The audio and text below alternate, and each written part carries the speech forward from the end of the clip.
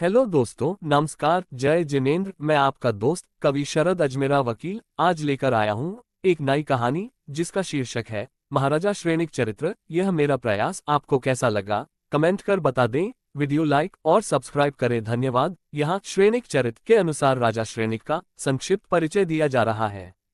ये राजा श्रेणिक ही आगे आने वाले चतुर्थकाल में प्रथम तीर्थंकर पद्मनाभ होंगे।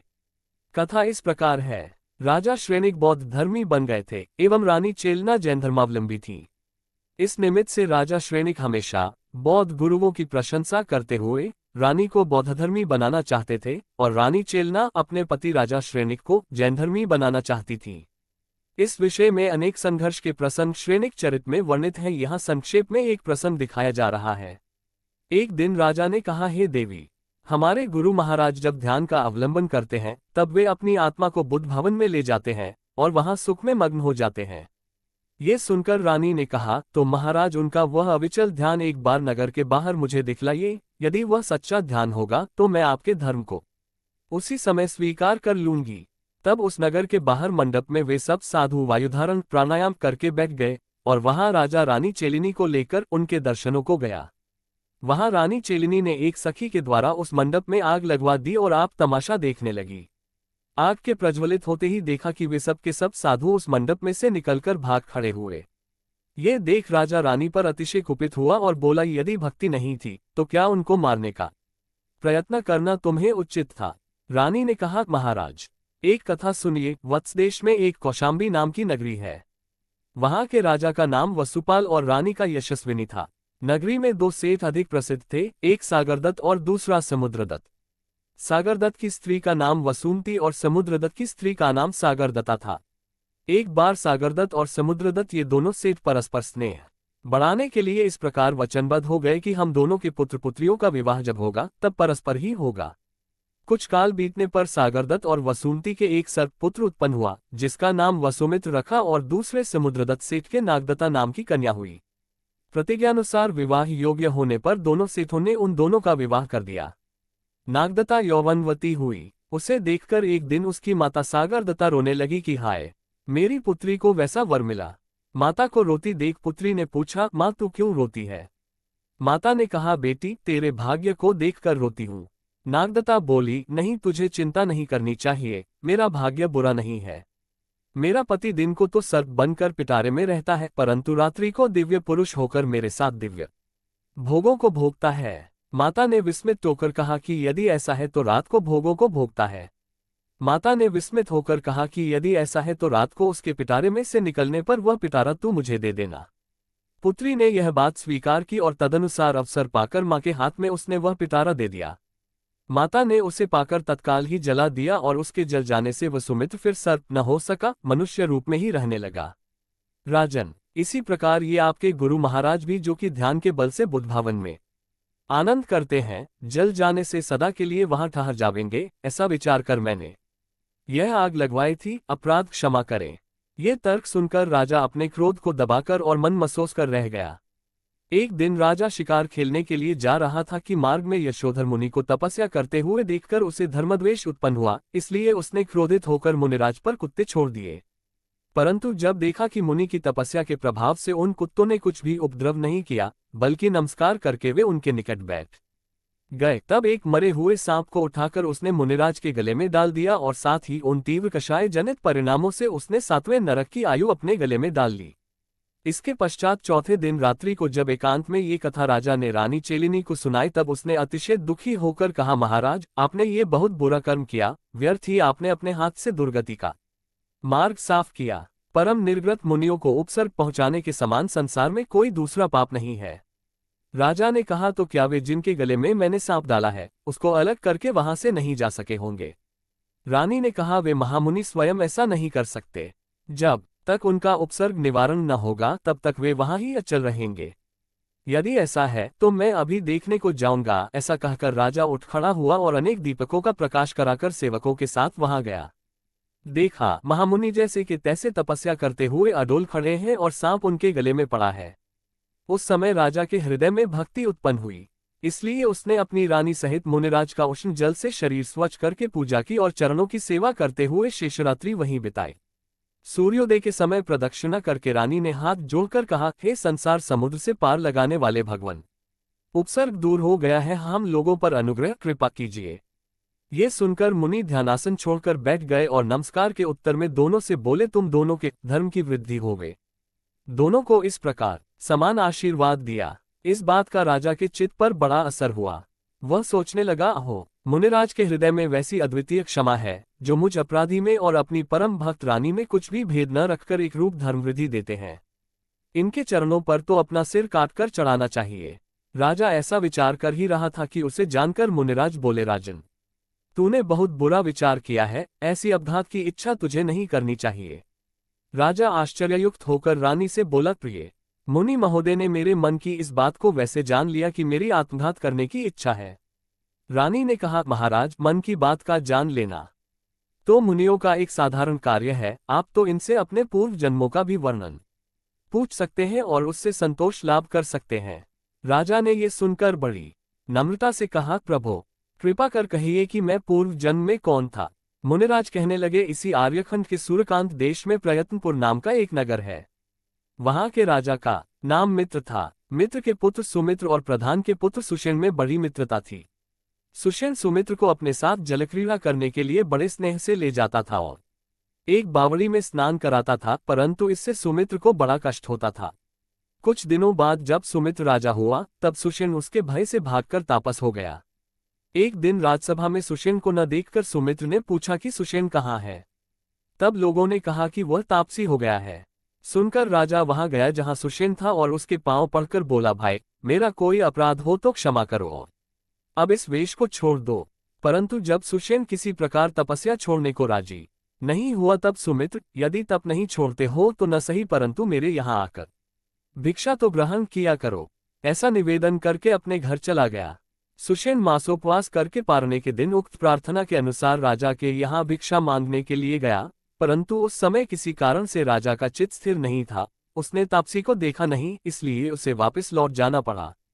इसके पश्चात तापसी उपवास करके फिर दूसरे तीसरे पारने को भी राजा के यहाँ गया, परंतु कारणवश उसे दोनों दिन फिर भी भूखा लौटना पड़ा। ये देख किसी पुरुष ने कहा, ये राजा बड़ा कृपण है, आप स्वयं तो किसी को भिक्षा देता नहीं है और देने वालों को भी देने से रोक देता है। इस बेचारे तापसी को उसने व्यर्थ भूखे मारा। सुषेण तापसी यह सुनकर क्रोध के कारण असावधानी से बिना विचारे वहां से चला कि एक पत्थर की ठोकर खाकर गिर पड़ा और उसी ठोकर से वह मरकर व्यंतरदेव हुआ। उधर जब राजा ने सुना कि तापसी की मृत्यु हो गई, तब आप भी तापसी हो गया और जीवन के अंत में शरीर छोड़कर व्यंतरदेव हुआ।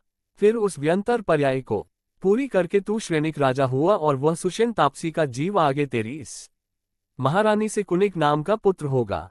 अपने इस प्रकार भावांतर सुनकर राजा को जातिस्मरण हो गया और एक जिन देव ही सच्चा देव है, दिगंबर मुनि ही सच्चे गुरु हैं और अहिंसा लक्षण युक्त जिन धर्म ही सच्चा धर्म है, इस प्रकार का श्रद्धान करके वह उपशम सम्यक दृष्टि हो गया। कुछ दिनों के बाद महारानी चेलिनी गर्भवती हुई और उसे दोहला उत्पन्न हुआ, परंतु उसकी पूर्ति न होने से वह दुबली होने लगी। राजा से अपनी इच्छा प्रकट नहीं की। एक दिन जब राजा ने बड़े भारी आग्रह से पूछा, तब रानी ने कहा, हे नाथ, इस पापिनी की ऐसी इच्छा होती है कि आपके वक्षस्थल को विदारण करके रुधिर का पान करूं। तब राजा ने अपने सरीखा बेसन का पुतला बनाकर उससे रानी की इच्छा पूर्ण की। पश्चात कुछ दिनों में उसके पुत्र उत्पन्न हुआ। उसका मुख देखने के लिए राजा गए तो बालक उन्हें देखकर भौहें चढ़ाकर और लाल लाल नेत्र करके अपने होठों को डसने लगा। तब यह मेरे लिए दुखदायी होगा, ऐसा विचार करके राजा ने रुष्ट होकर उस बालक को किसी बगीचे में छुड़वा दिया, परंतु रानी राजा से छुपाकर उसे ले आए और धाई को सौंप दिया। सुकुनिक नाम से बढ़ने लगा। पश्चात चेलिनी के क्रम से वारिशेन, हल्ल, विह्ल और जितशत्रु आदि 5 पुत्र और भी हुए। छठे गर्भ में रानी को दोहला हुआ कि हाथी पर आरूढ़ होकर वर्षा ऋतु में भ्रमण करूं। इस दोहले की अप्राप्ति से रानी क्षीण शरीर होने लगी। तब राजा ने क्षीण होने का कारण पूछा। रानी ने अपने दोहले का स्वरूप कहा। सुनकर राजा को बड़ी चिंता हुई कि ग्रीष्म ऋतु में वर्षा काल की वांछा व पेय की मात्रा असे पूर्ण की जावे। तब राजा को चिचित देखकर अभय कुमार ने कहा कि मैं वर्षा काल की वृष्टि करूंगा, और रात को व्यंतरादिकों को देखने के लिए शमशान भूमि में गया। वहां एक बड़ के वृक्ष के नीचे अनेक दीपकों का प्रकाश किए हुए धूप धुएं से अनेक व्यंतरों को अपने मंत्र की शक्ति से बुलाए हुए और सुगंधित फूलों से मंत्र जपते हुए एक उद्विग्न जिसका चित ठिकाने न था पुरुष को देखकर पूछा कि तुम कौन हो, क्या जपते हो। उसने कहा कि विजयार्थ की उत्तर श्रेणी के गगनवल्लभ नगर का मैं पवनवेग नाम का राजा हूँ। मैं एक दिन जिन मंदिरों की वंदना के लिए सुमेरुगिरी पर गया था, वहां बालपुर के राजा विद्याधर चक्रवर्ती की कन्या सुभद्रा भी उसी समय आई थी। उसके देखने ही से मेरे हृदय के कामवान से 100 टुकड़े हो गए, अतएव मैं उसे लेकर भागा और इस दक्षिण भारत के ऊपर आकाशमार्ग से जा रहा था कि सुभद्रा की सखियों के द्वारा मेरा गमन इस ओर को जानकर उसका पिता कुपित होकर पीछे लगा और आखिर मुझे उस चक्रवर्ती से युद्ध करना पड़ा, परंतु मैं हार गया। मेरी विद्या का छेदन करके तथा अपनी कन्या को लेकर वह चला गया और अब मैं यहाँ भूमिगोचरी होकर रहता हूँ। मेरे लिए यह उपदेश था कि 12 वर्ष के पीछे इस मंत्र के जाप से फिर से विद्या सिद्ध हो जाएगी, परंतु उससे दूने अर्थात 24 वर्ष जाप करने से भी ये सुनकर अभय कुमार ने कहा कि वह मंत्र तो सुनाओ। पवनवेग ने मंत्र सुनाया तो उसमें जो अक्षर न्यून थे उन्हें पूर्ण करके अभय कुमार ने कहा कि अब जाप करो। पवनवेग ने शुद्ध मंत्र का जाप किया कि तत्काल ही विद्या सिद्ध हो गई। इसलिए अभय कुमार को उसने तुरंत उठकर नमस्कार किया और इसके बाद उसी ने कुमार की इच्छानुसार वर्षादिक की, जिससे रानी का दोहला पूर्ण हुआ और उसने गजकुमार नाम के पुत्र को जना। इसके बाद कुछ दिनों के पीछे रानी के मेघ कुमार नाम के पुत्र ने भी जन्म लिया। इस प्रकार 7 पुत्रों की माता होकर शैलिनी महारानी सुख से रहने लगी। एक दिन वनमाली ने आकर राजा को सूचना दी कि हे देव, विपुलाचल पर्वत पर भगवान वर्धमान स्वामी का संवत्सरण आया है। तब राजा श्रेनिक संपूर्ण परिजनों के साथ भगवान की पूजा के लिए गया और पूजा करके जिन भगवान की विभूति के अतिशय को देखकर अधिक परिणामों की विशुद्धि से क्षायक सम्यक दृष्टि हो गया और उसी समय तीर्थंकर प्रकृति का भी उसने बंध किया। राजा श्रेनिक भगवान महावीर के संवत्सरण में मुख्य श्रोता रहे हैं और इन्होंने भगवान से 60,000 प्रश्न किए हैं, ऐसा वर्णन पुराणों में आता है। संवत्सरण में गौतम स्वामी के मुख से भावांतर सुनकर श्रेनिक राजा के अभय कुमार, गजकुमार आदि पुत्रों को बड़ा वैराग्य हुआ, इसलिए उन्होंने दीक्षा ले ली। साथ ही अभय कुमार की माता नंदश्री ने भी आर्यिका की दीक्षा ले ली। राजा श्रेनिक को जिन जिन बातों की सुनने की इच्छा थी सो सब सुनकर महारानी शैलिनी के साथ अपने नगर में आए और महामंडलेश्वर की विभूति सहित सुख से काल व्यतीत करने लगे। एक दिन सौधर्म स्वर्ग का सौधर्मेंद्र अपनी सभा में सम्यक्त्व का स्वरूप निर्णय कर रहा था कि इतने में एक देव ने पूछा, क्या इस प्रकार का सम्यक्त्वधारी पुरुष कोई भरतक क्षेत्र में है। इंद्र महाराज ने कहा कि हाँ, ऐसा सम्यक दृष्टि राजा श्रेनिक है। ये 2 देव उसकी परीक्षा के लिए भरतक क्षेत्र में आए और राजा के क्रीड़ा को जाने के मार्ग में एक नदी में दोनों ने स्वांग धारण किया। एक तो दिगंबर मुनि का वेश धारण करके और मछली पकड़ने का जाल बिछाकर बैठा तथा दूसरा आर्यिका का वेश लेकर उस जाल में से निकली हुई मछलियों को कमंडलू में डालने के काम में मग्न हुआ। राजा ने क्रीड़ा को जाते हुए उक्त जोड़े को देखा और समीप जाकर नमस्कार पूर्वक पूछा, आप ये क्या कर रहे हैं। धर्मवृद्धि हो, ऐसा कह वेशी यति ने कहा, इस आर्यिका के गर्भधारण हुआ है, सो इसे मछली का मांस खाने की इच्छा हुई है, अतएव मैं मछलियों को पकड़ रहा हूँ। राजा ने कहा, इस उत्तम वेश को धारण करके ऐसा करना सर्वथा अनुचित है। मायावी यति ने कहा, राजन, जब प्रयोजन आ पड़ा तब क्या किया जावे। राजा ने कहा, तो भी दिगंबरों को अनुचित है। वेशी मुनि ने कहा कि राजन, प्रयोजन आ पड़ने पर सभी साधु मुझ सरीखे हो जाते हैं। राजा ने कहा, तब तुम सम्यक दृष्टि भी नहीं हो, अत्यंत निकृष्ट हो। यति ने कहा, तो क्या मैं असत्य कहता हूँ। जब तू मुझसे ऐसा कहता है तब परम यतियों को गाली देने के कारण तू अवश्य जैन नहीं है, हम तो जैन हैं ही।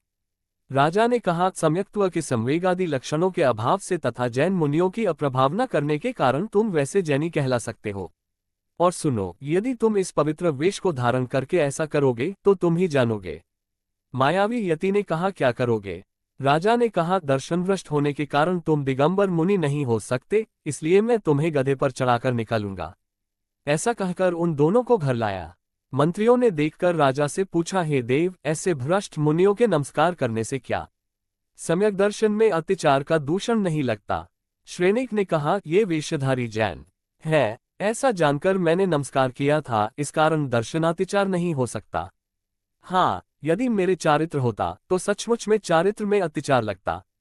तब राजा को इस प्रकार सम्यक दर्शन में दृढ़ देखकर वे दोनों देव अत्यंत प्रसन्न होकर प्रकट हो गए और नमस्कार करके राजा दंपति का, राजा रानी का गंगाजल से अभिषेक करके तथा स्वर्गलोक के दिव्य वस्त्राभरणों, कपड़े और गहनों से पूजन करके स्वर्गलोक को चले गए। इस प्रकार देवों से पूजित राजा श्रेणिक ने एक दिन ये सोचकर कि पुत्र को राज्य देकर मैं सुख से रहूं, कुनिक को राज्य सौंपकर आप एकांतवास करने लगा।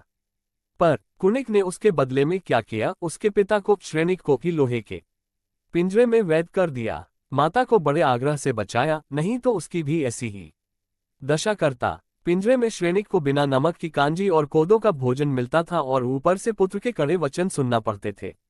खेद की बात है कि ऐसे प्रतापी राजा को भी कर्म के वश में पड़कर ऐसे दुखों को सहते हुए रहना पड़ता है। दूसरे दिन राजा कुनिक भोजन कर रहा था, उस समय उसके पुत्र ने उसकी थाली में पेशाब कर दिया।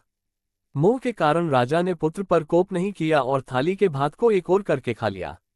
पश्चात माता चेलिनी से कहा, क्या मेरे सिवाय ऐसा अपत्यमोही संतान पर ममता करने वाला कोई दूसरा पुरुष है? माता ने दुखी होकर कहा, बेटा तू कितना मोही है, तू अपने पिता के मोह की बात सुन। एक बार बालपन में तेरी अंगुली में पीव और रस से अत्यंत दुर्गंधियुक्त एक फोड़ा हुआ था। उस समय जब किसी भी उपाय से तुझे चैन नहीं मिलता था, तब तेरा पिता उस अंगुली को अपने मुख में डाल रखता था। ये सुनकर कुनिक ने कहा, हे माँ, पैदा होने के दिन मुझे जंगल में डलवा दिया, ये कहाँ का पुत्र मोह है? माता ने कहा, बेटा जंगल में तुझे मैंने छोड़ा था, वे तो जंगल से ले आए थे और राजा भी तुझे उन्होंने ही बनाया था। फिर उनके पुत्र मोह की बराबरी कौन कर सकता है? उनके साथ ऐसा बुरा बर्ताव करना क्या तुझे उचित है? माता की उक्त बात सुनकर कुनिक को अपने किए का बड़ा पछतावा हुआ।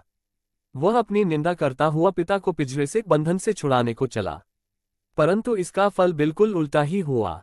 श्रेणिक को उसके विरूपक मुख के देखने से भय हुआ कि वह इससे भी अधिक दुख देने के लिए आ रहा है, अतएव तलवार की धार पर गिरकर वह मर गया और पहले नरक को गया। कुनिक को पिता की मृत्यु से बहुत दुख हुआ। अग्नि संस्कार आदि करने के पश्चात मृतात्मा की मुक्ति के लिए उसने ब्राह्मणादिकों को गृह आहार आदि दिए। माता चेलिनी ने कुनिक को बहुत समझाया, परंतु उसने जैन धर्म अंगीकार नहीं किया।